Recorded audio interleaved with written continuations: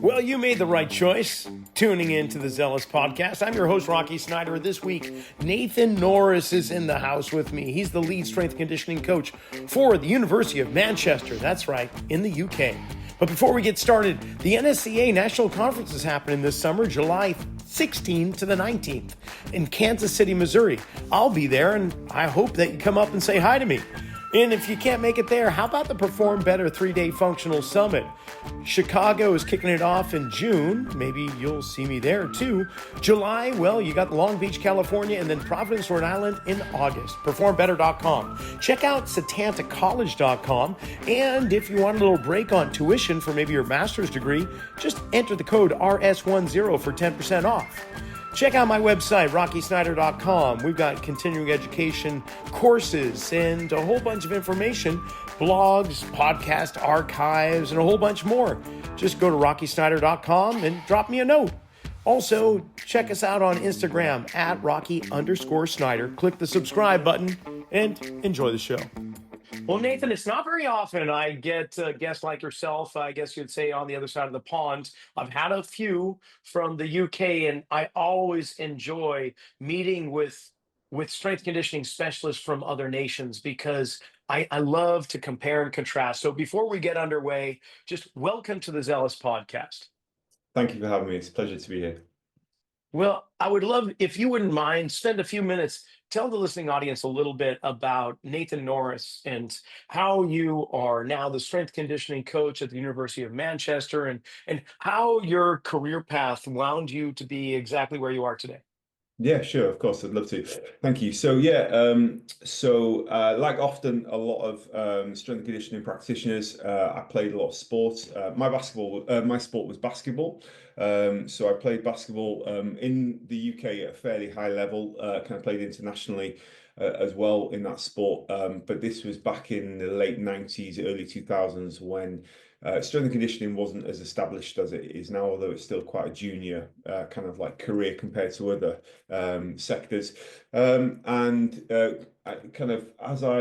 Because of my interest in sport and in basketball, I quickly learned that I wasn't the best player on the court through athletic ability, but if I trained really well, and if I trained really hard in the gym or kind of like with the drills on the court, I seemed to be able to keep up with those who possessed far superior athletic ability to myself. So that kind of penny dropped when I was in my late teens or so. I kind of worked that out.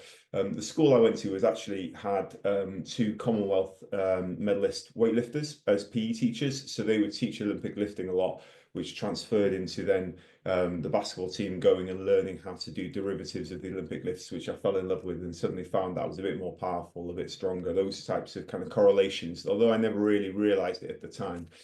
Kind of like I did a degree in sports science, realized that I'd reached my kind of level, plateaued out within the basketball, so kind of began to pursue academia. And then I went in a completely different direction because my wife and I got married not long after university where we met. So for about 10 years, I worked as a youth worker with teenagers with cancer. So supporting them in this kind of psychosocial support, so non-medical, but looking after kind of their psychosocial needs when they were on the units that they got treatment at, or taking them out for trips and events and things like that.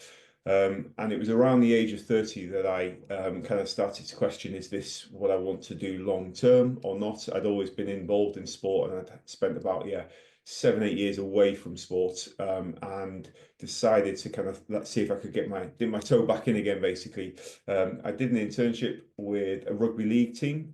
So we have rugby union and rugby league. So in where I was based at that time, Yorkshire, Sheffield, rugby league's the biggest sport compared to union. So there was an internship where I learnt off the head of performance, a guy called Nick Ward, who's now at Altis over in Lake Tahoe. So I learnt off him for a couple of years before then going into the private sector and working in a gym where we trained youth athletes, weekend warriors, kind of like general population. And really, that's probably where I learnt my trade of how to coach, regardless of age, athletic ability, how to coach, how to get the best out of someone. They're paying customers. So whereas in the rugby league team, they were professional athletes, they had to be there. These were people who were paying you for a service. So that changed my focus and shifted my focus in how quite, because suddenly I was delivering day in, day out a service that if they weren't happy with, they could potentially walk, which would cost the business money, those types of things. And also you wanting them to get the best out of their reason for being there, their quality of life, or their improving their athletic performance. So it's worked alongside and under a coach, a very skilled coach called Larry Hamilton there. And while I was there, I got my accreditation through UKSA, which is the governing body for strength and conditioning in this country, in the UK. And then kind of as we were, my wife and I were figuring out, so we were up in an area called Newcastle at that point, what life looked like next. The opportunity came up to run a strength and conditioning program within an education setting. So kind of between the ages of 16 to 18 years old, which are the top age range of our high school, kind of like sixth form students in this country before they go to university. So I ran that program and got the pleasure of leading teams and kind of developing a program that wasn't there before I started. So I built something and created something that wasn't there. And then about 3 years ago, the opportunity came up to kind of interview for the lead strength and conditioning role at the University of Manchester, where I am now. And so I've been running that program for the last 3 years. So we work with so I have 2 or 3 members of staff, a couple of consultancy S&C coaches, and then one who's assistant S&C. We deliver to our performance teams at the university, our scholars, so they would be our athletes who compete internationally in their sport, whether in age group or at senior level. And then we also support kind of governing bodies in the area who send us their athletes to train, who are on their pathway, but maybe aren't at podium level yet, but are kind of like have been identified as talented athletes and are progressing through that pathway through an organisation called TAS. So I oversee that S&C delivery, and then me and some of the coaches deliver that. And then we have some external contracts as well that we work with in the region. Would be that basketball, rugby, and netball are the ones that we kind of currently deliver to. So we have a range of things going on at the university. You've got quite a few things going on from the sounds of it. That's amazing. How do you balance that all out? Yeah, it's a good question. So when I was working at the college, which was the place before the university, a big emphasis for them was on influencing the community and basically supporting these sporting clubs that were in the area. So as I developed the internal program to support the student athlete in that college, I kind of like almost in a nebulous way began to work on a way to support teams and clubs that were interested in strength and conditioning support, be that in season or off season, or all year long, with some of the teams in that region. So I kind of transferred that really into the university, where we have periods of time that are for our performance teams. They typically tend to be in the evenings because they're studying during the day. Our scholars and TAS athletes, as we call them, these NGB, National Governing Body athletes, they tend to come in during the day because they have a bit more flexibility. And then the external contracts are either delivered on the weekends or again in the evenings, and that's kind of shared out between me and my team. So we tend to take ownership over different areas, and kind of like with the teams that I lead, I try and give a lot of autonomy. So if I have a coach who's running the netball program, for example, although we'll touch base and have regular contact, it's theirs to run and shape in the way that works best for them within their framework and timeline, and that meets the needs of that club. Nathan, that's phenomenal. Okay, so I'm going to back up a little bit because you mentioned you worked with the development teams, teenagers in rugby, and yet your background was primarily in basketball. So you were able to create a strength conditioning program for a sport that you did not pursue as much as other pursuits. So Yeah. how did you create that? What was your step-by-step process, if you don't mind? No, sure, yeah.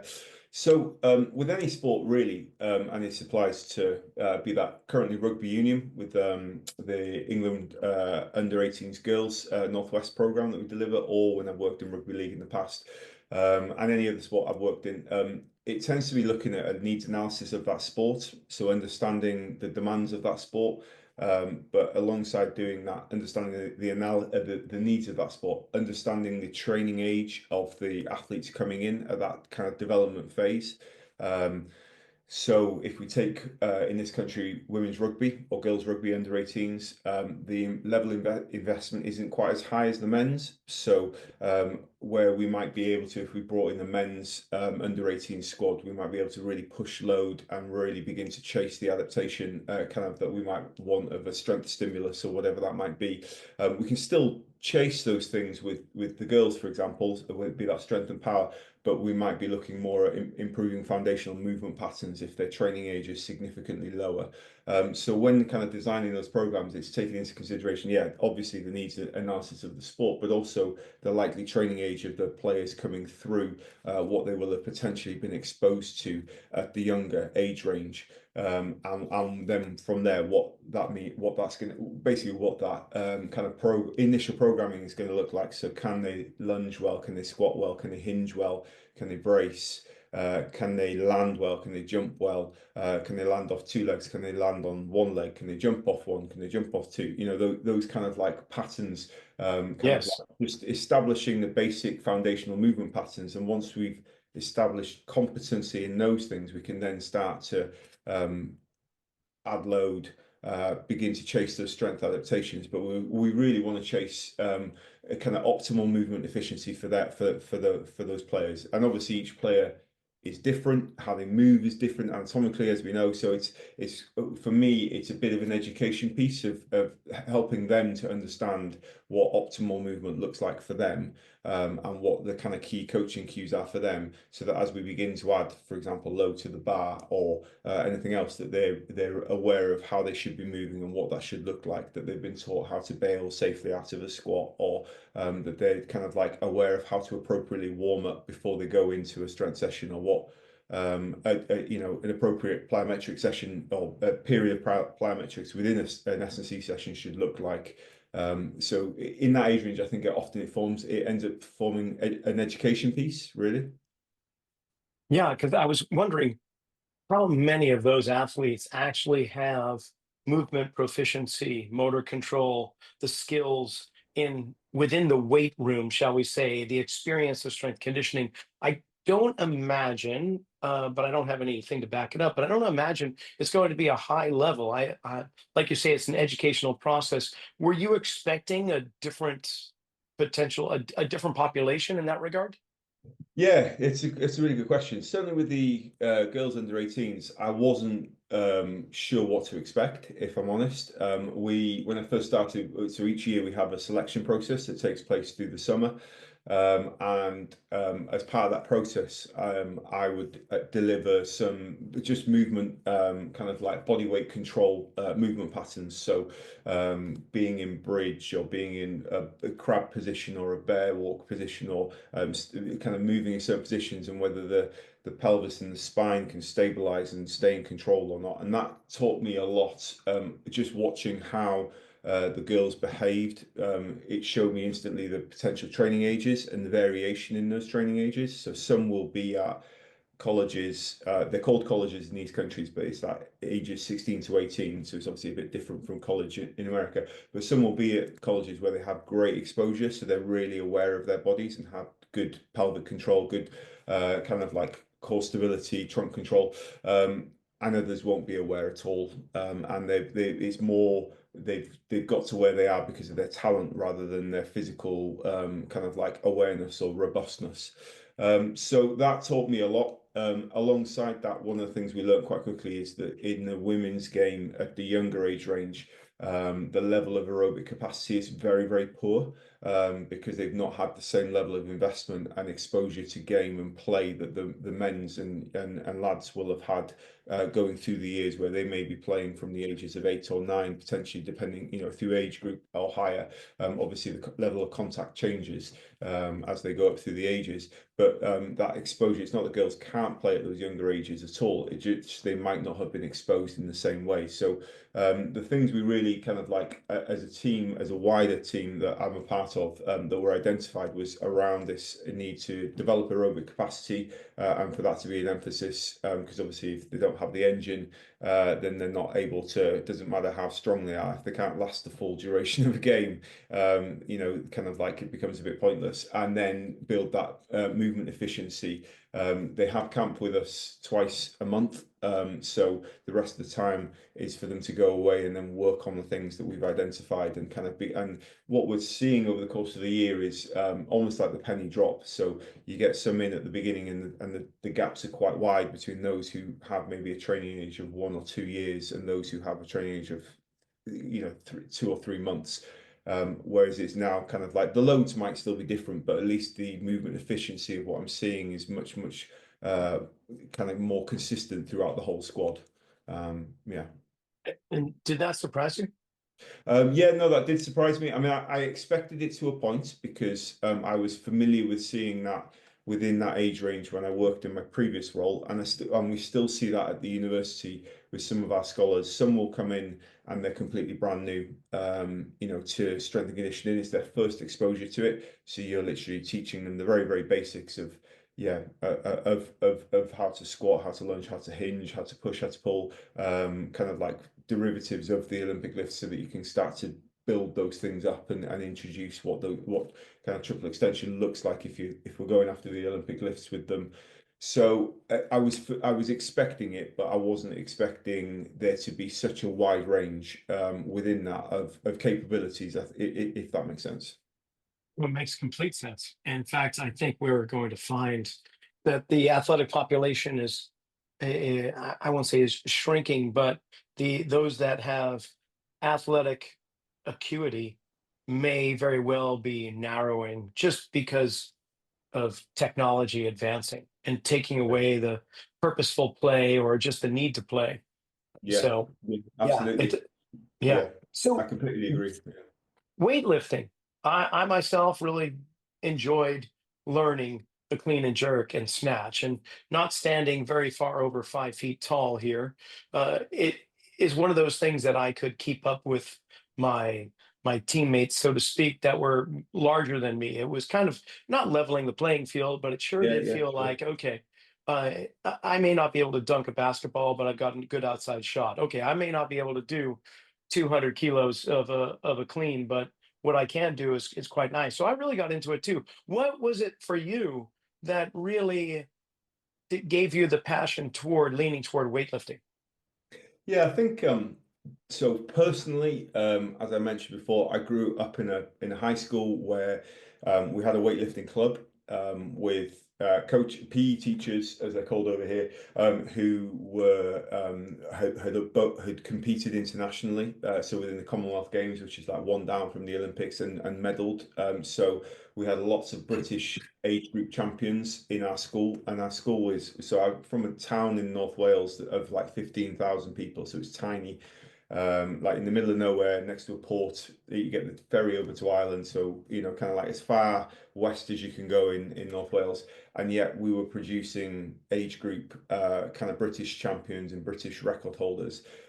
So I kind of, my exposure to it was then, even in kind of around the ages of 12, watching 18-year-old lads throw what appeared to be at the time crazy weights around, and with incredible efficiency. And I think for me it was it began a bit of a love affair with both movement patterns, but with both the snatch and the clean and jerk, although I tend to prefer one over the other. Just personal preference, as in what anatomically works better for me. Yeah, and then I think as I got into as I began my strength and conditioning career, obviously developing power production, the Olympic lifts can play a really important part within that. And there's a lot of kind of research that backs that up within kind of like getting into triple extension with load, and the way that can transfer into sprint, kind of like sprintability and kind of explosive power and jump ability. I think the thing that changed for me as I got into it was like kind of and applied that within the strength and conditioning setting, was realizing that although I had spent many years around people who had learned to lift from a young age, so had the ability to get into front rack position or to sit in the bottom of a deep overhead squat or a deep front squat, that isn't necessarily potentially something that the sporting population will always have the ability of, unless they've been exposed to it at a young age, kind of like where they've kept those ranges of motion and those kind of positions you want to be in. So then it kind of switched for me to how much time do I want to spend teaching them so that they look and move incredibly well and are technically proficient. But if I only have 3 years with them and they're only with us during the academic terms, which is about 6 to 8 months, with holidays in between, maybe I need to look at the derivatives where they can pick those things up, still learn the principles, still learn kind of like what we're going after, but maybe I need to look at things like a clean pull or a trap bar power pull, or maybe they can't. I've got a few kind of like rock climbers, they can't really get into front rack position because of where their shoulders are, but they can snatch. So maybe we look at speed strength work through the snatch, and we look at a clean pull or trap bar pull for speed for strength speed work, kind of like at that other end of the force kind of force curve, force velocity curve. So we kind of started to play around with it in that sense. Yeah, and then for myself, really, I've just tried to stay as wouldn't say I'm amazing, but as technically proficient as possible for my ability. And as sure as you find, I think it's you either use it or you lose it. So I just keep the lifts going these days so that I can still perform them when I need to, and in my terms, perform them with some kind of load, for my own satisfaction, but also for whenever I need to demonstrate them or coach them. Yeah, well, you did mention also that for the time you have your athletes, if it's only for a short while, it makes probably better sense to just train the derivations, the derivative lifts, the accessory lifts as well, the Yeah, components of the clean and jerk and the snatch, because I believe that there's many trainers, many coaches out there that are eager to teach the clean and jerk and the snatch, but because it is such a complex movement, I don't believe they're doing themselves or their athletes a good service of really encouraging the whole complex movement. But instead, I mean, it takes time to yeah, develop the sequencing, the proper mechanics, the proper rack position, as you say. So it's good to hear others going, yeah, I break it down and we'll just work on the high pull or work on the full pull, yeah. the first pull, or we're just going to work on, can we get triple extension? Maybe with a medicine ball, forget the barbell and Yeah, yeah, so on. absolutely, absolutely. And I think for me, everyone favors particular complexes to teach people how to, Sure. and I think for me, what I've learned being around different practitioners earlier on in my career is one would have, this is the way I'm doing it, this is the kind of this is my clean complex, this is how they learn the clean, this is how they learn the snatch. And then I move to my next job and it's like, this is how we learn it here. And then I'm like, well, it's not the one's right or wrong. And then they go to another place and it's like, well, this is how it's done here, or the UKCA, they have their way. I do some tutoring for British weightlifting. They have their model. That's the governing body for weightlifting in our country. And it's not the one's right or wrong, but it's just different takes because it's such a technical kind of movement pattern, that I just started to think, okay, what's the simplest way that I feel if I'm coming in and learning these things or trying to learn these skills, that I would pick these things up. It wouldn't dominate the 60 to 90-minute session that I'm receiving in S&C. It is a key important part, but we can still chase the adaptation and the stimulus that we're wanting from that session, rather than we spent an hour and a half working on that one thing with the bar, but they've not actually got all, with Tekker's plates. I'm not knocking those things. And if it's a weightlifting class, brilliant, or a weightlifting club, then it makes perfect sense.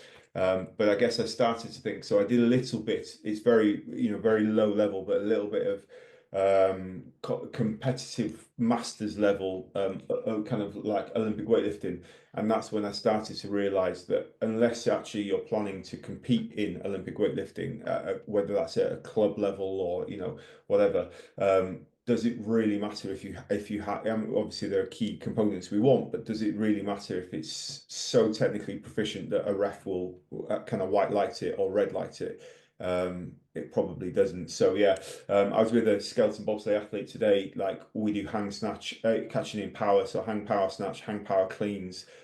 We don't catch in the bottom of front squat. We don't catch in the bottom of overhead squat. But it creates the adaptation that they need, that sees them jumping really well, and moving decent load. There's still key components as we get to their kind of like top end of percentage loading that keep it kind of coaching cues that we need to work on, where things, kind of habits creep in. And but that's the same as if we're rep maxing on a back squat or something. As the form can start to break down, and obviously the body will recruit different areas to try and complete that lift. So there's still that element of coaching that's required. We're just not worrying about the fact that it wasn't from the floor, kind of like, in the way that it might be done in an Olympic lifting competition, if that makes sense.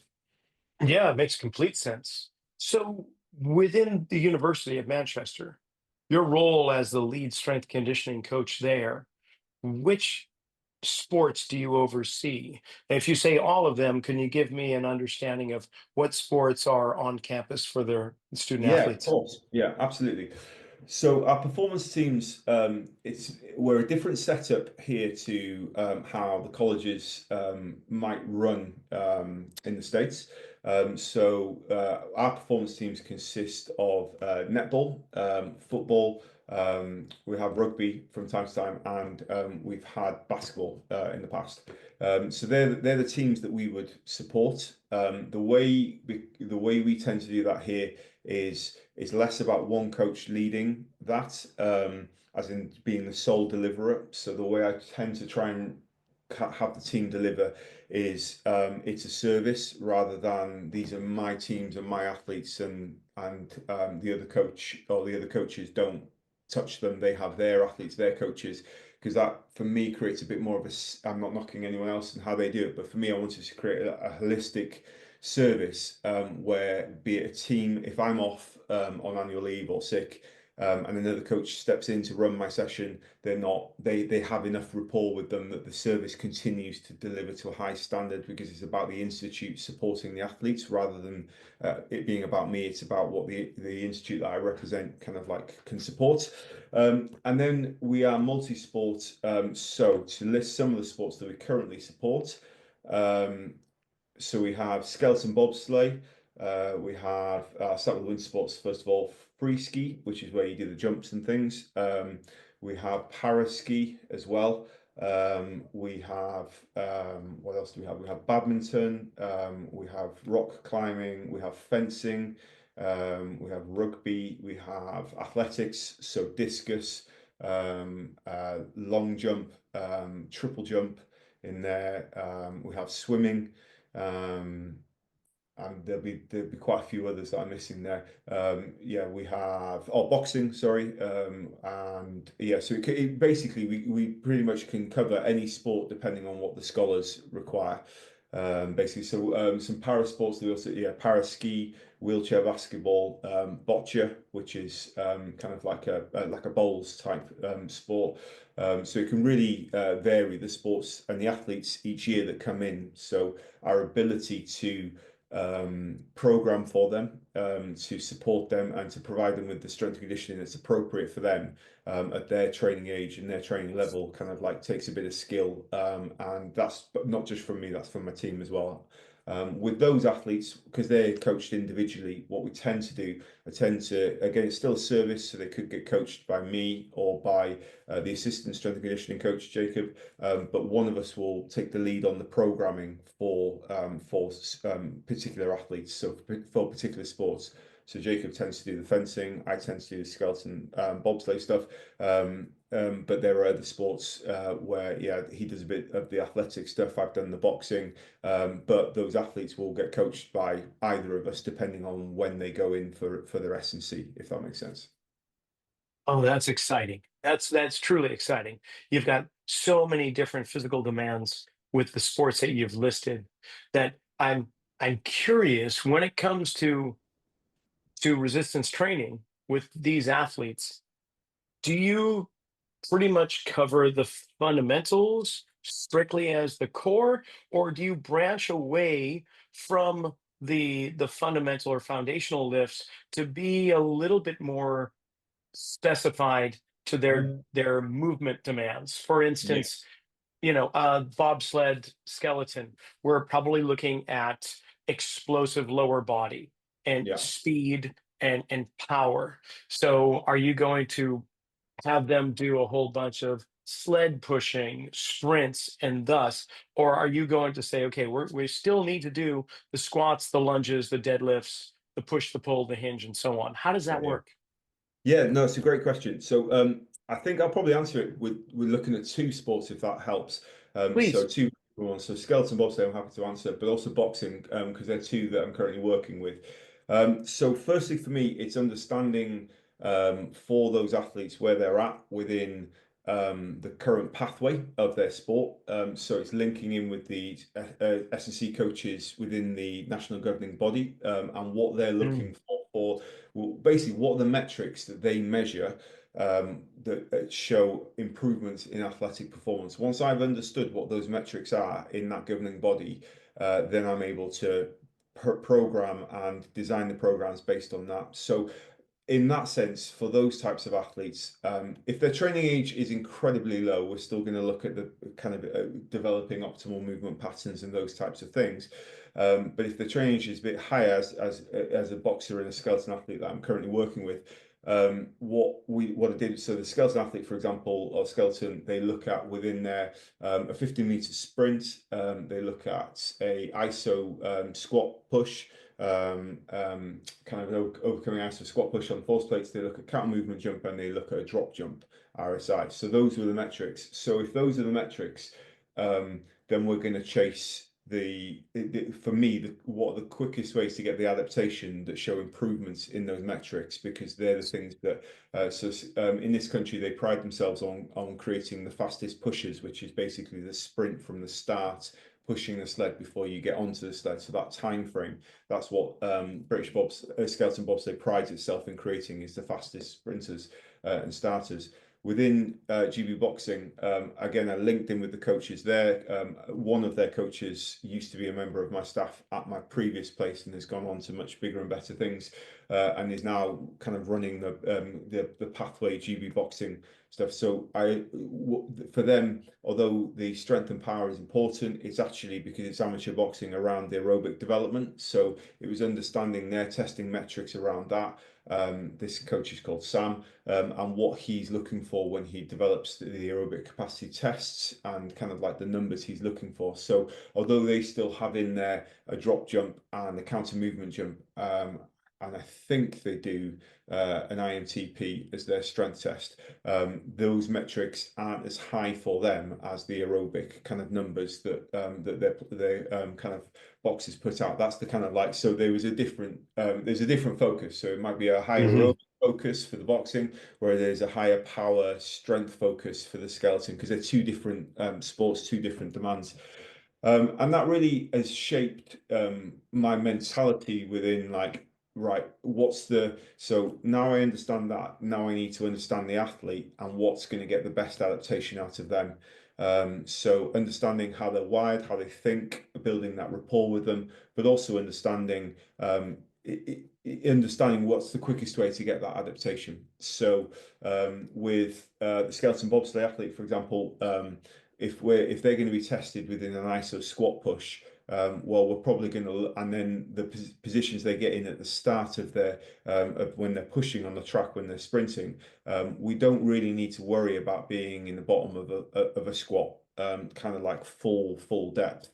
It's not to say that they shouldn't have that range or that ability at different points in the season, but as they're kind of peaking towards the start of season, probably actually what we need to look at is partial ranges, so pin squats, high box squats, um, things like that, overcoming ISOs into some sort of explosive jump movement so we've got that kind of like high neural drive.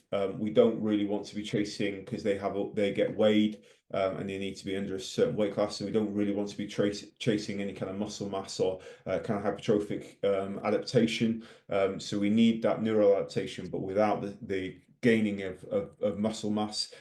Similar with the boxers, they've got to make weight, so we need them to be able to punch hard. We need them to be robust enough to hold their posture and to be able to. They tend to box at amateur level for 3 rounds or so, but it could be obviously the intensity of those fights can vary within each round. So that engine becomes a bigger priority. So I need to make sure that they're doing the aerobic work, kind of that will meet that demand. Yeah, so kind of like that's how I've tended to pitch it basically, and then looked at within the boxing, because RSI is a really important kind of like quality for them. Then I've looked at ankle stiffness for this particular boxer, their reactive strength. How do we develop that? What does that look like for them, as well as building that engine? So that's kind of how I've tended to form the programming. So with the skeleton bobsleigh athlete, we do Olympic lifts or derivatives of them. Um, with the boxer, I haven't really touched any of those things because they're into competition and have been in since they've been working with me. So that's the other thing for me, is like how much time they're already competing. I haven't got time.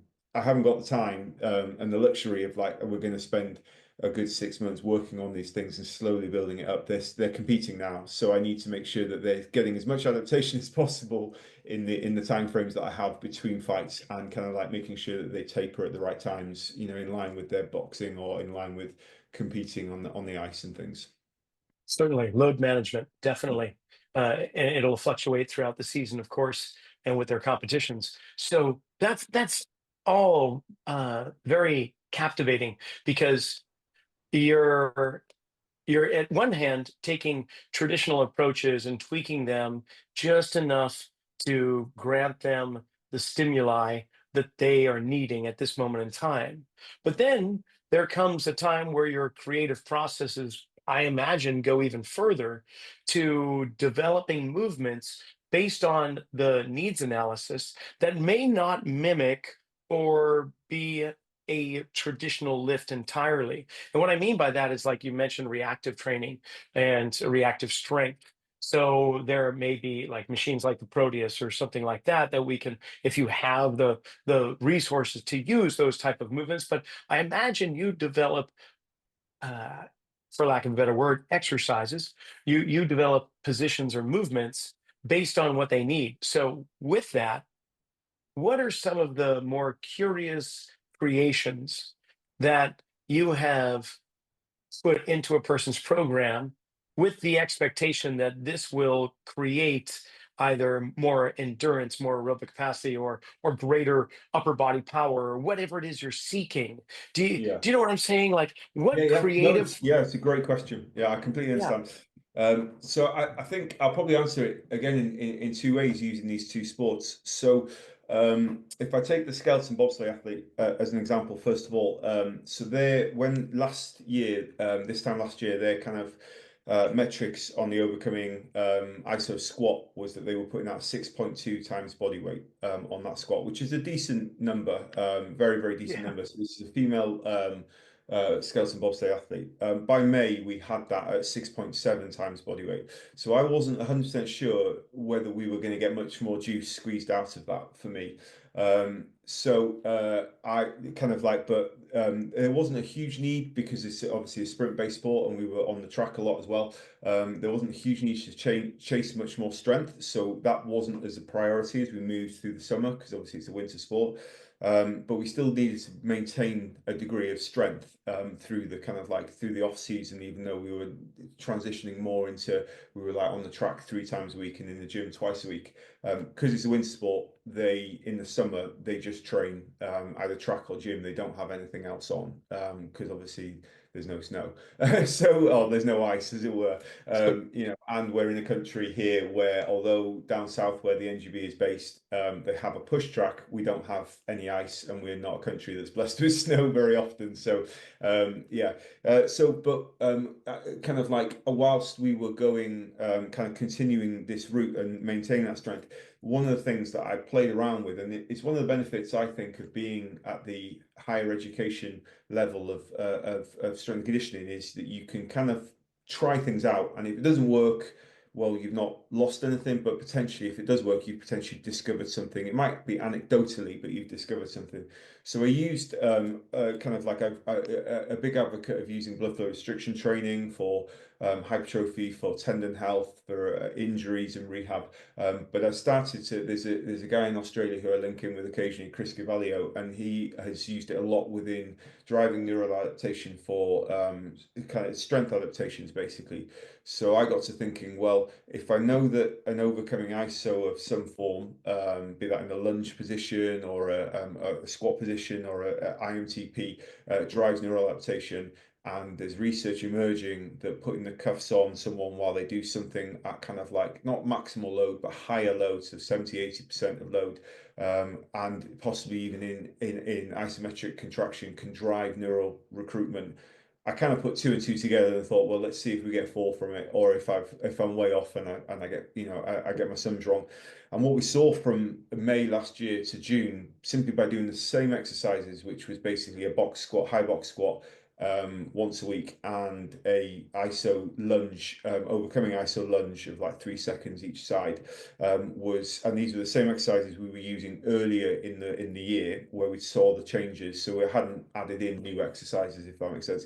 Was that we saw this athletes, and we weren't going for this. We were just trying to maintain strength. We saw her kind of output jump from a 6.7 times body weight to a 7.42 times body weight. So it absolutely shot up in just over a month, about 6 weeks. You're talking somewhere in the region of 500-600 newtons, that's kind of like been added there. And all we've done is included the cuffs in an intermittent cuff pressure. So that was quite interesting for me in an anecdotal way of like, maybe there's some things to explore here. When I feel like I've squeezed, is there any more juice to squeeze out of something and I need to get a little bit more out of them, or I want to continue to maintain strength but without that constant high pressure of heavy bar loads and the potential joint issues that people have if the joints feel sore after, obviously when they're at that 90-95% max load constantly, that type of thing. So that was quite interesting from that front to learn that kind of anecdotally, and it's something I still use now when I feel it's needed. They usually have a higher training age before I implement that, so I wouldn't put the cuffs on someone with a month's training age and then get them to do because we're going to get a neural adaptation just for them learning the movement patterns with a bit of load. With the boxer, for example, they need their RSI, their ankle stiffness, to be better. So we're then looking at a use of combination of things. So your rudimental plyometrics, so your pogos, getting kind of like establishing that ankle stiffness, making them aware of that, and kind of using things like simple things like calf strength, so seated calf exercises, or kind of like Smith machine standing calf exercises, be that kind of like normal reps, sets and reps of where they're building kind of like where you've got normal contraction taking place in the muscle, or be that in an isometric form, kind of holding in those different positions. So I'm quite a fan of them doing heavy ISOs on the Smith machine, kind of like on one foot on the toe, kind of in that plantar flexion position, kind of having to really contract and hold and work hard to hold that position, but then do the same on the seated calf machine, where their foot's in dorsiflexion, not beyond dorsiflexion, but where they're working really hard to hold that ankle stiffness in that position, alongside including some of the more traditional calf raise kind of exercises that you would have. What I tended to find was that started to build that ankle stiffness for them, kind of and that ability, along with the rudimental pliers, because you want them to be able to anticipate the ground, absorb the force, react and reapply it, and push down into the ground to explode. And then we started to introduce, drop jumping from lower boxes, kind of like building that up to the appropriate level for them, so that they weren't on the ground for too long, measuring that. So make you kind of like, I usually use about kind of like 0.25 as my kind of like ground contact time. If they're going above that, then probably they're spending a bit too much time on the ground. I just use that, it's not gospel, I just use that as a bit of a marker as to what box to kind of like height to have them reacting from.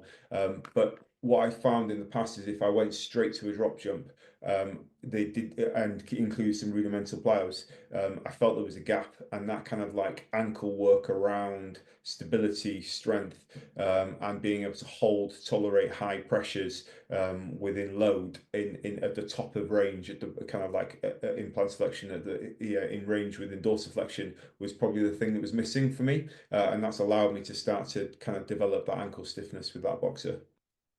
Right on. So just curious, the duration of an ISO hold, are we talking 10 seconds, 30 seconds, a minute? Sure. How long? Just to fatigue or Yeah. what? So with the overcomings, if it's bilateral, I go 5 seconds. If it's unilateral, I go 3 seconds each side. If it's earlier in the season, sorry, earlier in the off season. So, for example, we're in the off season with skeleton at the moment. We might do 3 seconds each side twice. So that's a total of 6 seconds, obviously. But like they'll switch between each leg. Um, for anything like the calf work that I'm talking about, if we're going for tissue capacity, we're looking at 20 to 30 seconds. If we're going for the ankle stiffness stuff, I tend not to go more than 10 seconds, but Mhm. do it twice. So, as in like 10 seconds per rep, 2 reps, 3 reps, usually not three, but like kind of where they're working hard for that 10 seconds. So they're just beyond that kind of maximal overcoming element, but they've not fully dipped into kind of traditional yielding isometric times, is where we tend to sit. If they lack the tissue capacity and the ankle stiffness, we might sit at like a 15-second hold, and do that 2 rounds. So they accumulate to 30 seconds within that set. But we've still got some decent, because if I put the load on that they can cope with for 30 seconds, let's say in a single leg seated calf hold, it's going to be significantly less compared to 15 seconds. So it allows me to get more load into that joint. But so it depends on what the tissue capacity, what the goal is, whether it's tissue capacity or joint stiffness. In like our footballers, so our soccer players, as you guys would call them, like that's more about tissue capacity. So then we're looking at a 30-second within a calf hold, that type of thing, because we're less worried about the ankle stiffness, although they still need it for sprinting. We're more concerned about tissue capacity because of the length of their game, being 90 minutes, the issues we see around the calf that can creep up, that type of thing. And do you vary the joint angle or range of motion? So are you at terminal, mid-range, where, or do you just have it first set, we're going to be mid-range, then you're going to Yeah. increase the joint angle and so on?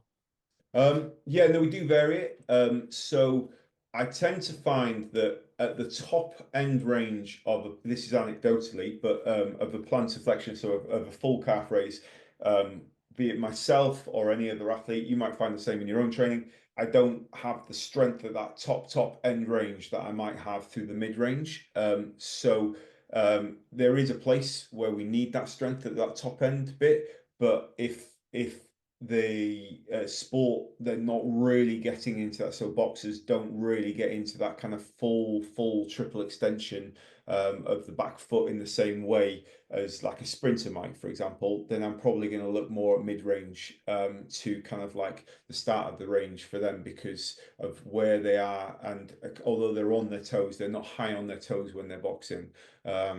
Yeah, whereas with a skeleton or sprinter, for example, so a sprint-based sport, be that skeleton bobsleigh or kind of like our triple jumpers or whatever, like then kind of like we need the ankle stiffness for definite, but we also need that strength at that top range because of how hard they're pushing into the floor, to basically generate the force to propel them, be that horizontally or vertically. I love it. I love it. And this is no surprise. You've taught me quite a bit. And just with your experience and your knowledge, I knew this was going to be a fun conversation. And I have not been leaning toward isometrics as much as I potentially could. So it's refreshing to hear that you're getting such great gains and benefits from implementing such things. So I really appreciate you sharing that.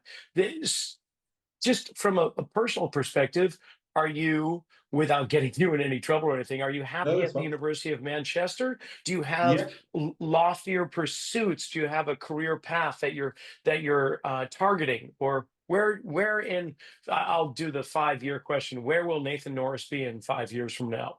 Yeah, no, that's a really good question because it's probably something I'm currently asking myself.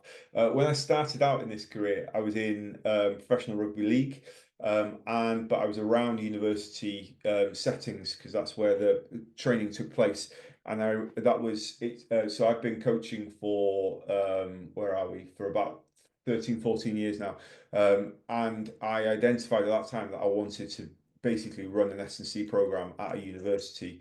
So, it took me a lot of years of hard work to get to where I am now, and I've been doing it for the last 3 years. So, yeah, it probably took me about 10 years of work, identifying where I felt the gaps were, being supported by mentors and the coaches I've learned from in the past. So the last 3 years, that's probably the question I've been asking myself. I thoroughly enjoy this age range. So I really enjoy the young adult age range. I think that as a coach, working with youth or young adult athletes is a real privilege because you get to be you get to be a coach, potentially a bit of a big brother to them. You get to basically you watching them grow up, which is an absolute privilege. Like watching them grow in independence, grow in confidence. You get to have banter with them. You get to have a laugh with them. They're motivated, they're driven, but also they're keen to learn, not just about strength and conditioning, but about life. And in that sense, I consider it a real privilege that I get to be, for whatever it applies to for them, a bit of a role model. I don't walk into coaching sessions thinking I'm a role model, just more through hopefully modeling what a good coach should be, that empowers, that builds up, that equips, that educates, and that basically gives them a good experience of athletic development rather than just screams at them and makes them feel pretty crappy about themselves. So to answer your question, I'm not 100% sure. I'm quite interested to explore the scene in America within the collegiate setting. Like I've talked with my boss in the past about whether there's any partnerships that our university might have with American universities, and be that summer programs or that type of thing.